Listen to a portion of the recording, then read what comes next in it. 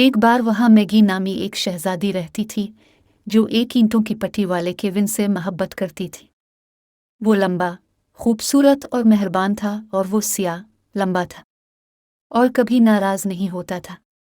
اسے اس کے رویے سے پیار ہو گیا اور اس نے اپنی محبت کا اعلان پوری مملکت سے کیا ہے، سوائے اس کے والد کے جو بہت ناراض ہوں گے۔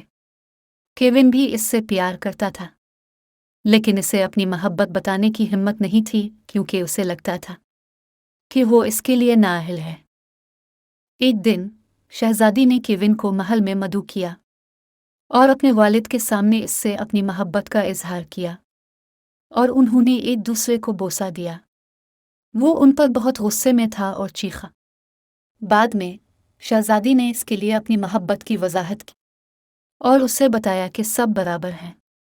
بادشاہ کو بعد میں ایک دوسرے کے لیے ان کی محبت کا احساس ہوا اور انہیں ایک ساتھ رہنے دیا۔